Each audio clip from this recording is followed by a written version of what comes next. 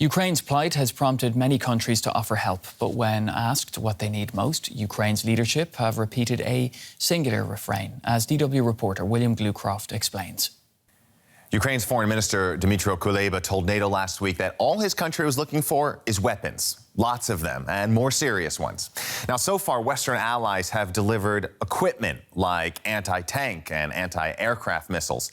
At least 17,000 such weapons against tanks have come from NATO members like the United States, United Kingdom, and Germany. They seem to have proven highly effective against Russian armor, as have Turkish-made drones armed with air-to-surface missiles. The TB2 drone has been a workhorse for Ukrainian forces. The U.S. may also deliver hundreds of small, fast drones called Switchblades that also go after armor. Now, these sorts of lighter weapons have beat back Russian forces, making them downsize their war ambitions and contain their assault to Ukraine's east. But to fully defeat the Russian invasion, Ukraine has said it's been hounding allies for heavier weapons, such as tanks, long-range artillery, anti-ship missiles, and helicopters. Now, some of these are on the list of the $800 million of new military aid that U.S. President Joe Biden recently approved. Western allies are also trying to figure out if Eastern European countries can send older equipment that Ukrainian troops are already familiar with, which newer stock could then replace. The UK and the European Union have been stepping up efforts. A total of 1.5 billion euros is coming out of what the EU calls its peace facility, a budget for equipment, medical supplies, and military aid. However, it's Germany that's coming under pressure to do more. Right now, the government is deadlocked over sending heavy weapons for Ukraine. Foreign Minister Annalena Baerbock and many others have come out in favor, but whether Ukraine starts getting German tanks will ultimately be a decision made by Chancellor Olaf Scholz. Well, for more, let's talk to Tim Ripley. He's a defence journalist and writer and joins us from Lancaster in England. Hi, and welcome to DW. Now, what weapons and equipment would you say Ukraine needs the most right now? Well, you've got to decide what the Ukrainian war aims are. Are their war aims to defend their cities and protect their territory that they hold now? Or is their ambition to actually launch an offensive and drive the Russians back from all the territory they occupy, from the Donbass, and retake Crimea? Those are two different types of objectives, and they require two different types of weapons. At the moment, the Western allies, NATO, US, UK, have provided them with equipment to do the first thing. They have not offered up heavy weapons, tanks, fighter planes, attack helicopters, so the Ukrainians can take the offensive and attempt to drive the Russians from the Donbass and from Crimea. That would be a major escalation of the war.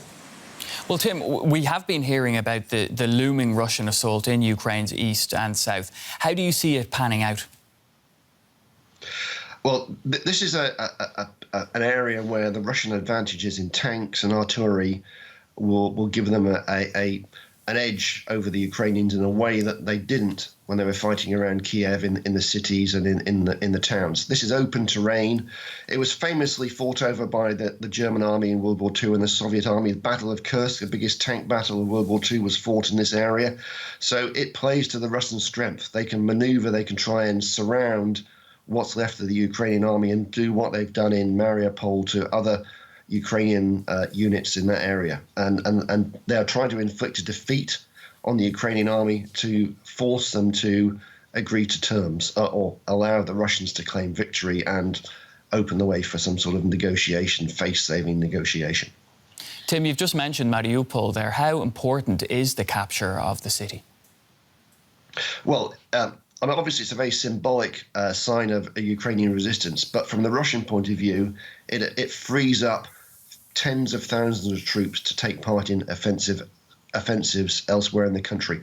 At the moment, the Ukrainians and the Russians have been fighting street to street in Mariupol, taking up several thousand troops on either side, and that is, hindering the ability of the Russians to attack elsewhere. It's almost like you can compare it to the Battle of Stalingrad in World War II, where the German forces were fought to the last in Stalingrad to give the German forces elsewhere in Russia a chance to regroup, and that's what the Ukrainians are doing in Mariupol. That every day they've held out in Mariupol has given their defences elsewhere in the country a chance to build up.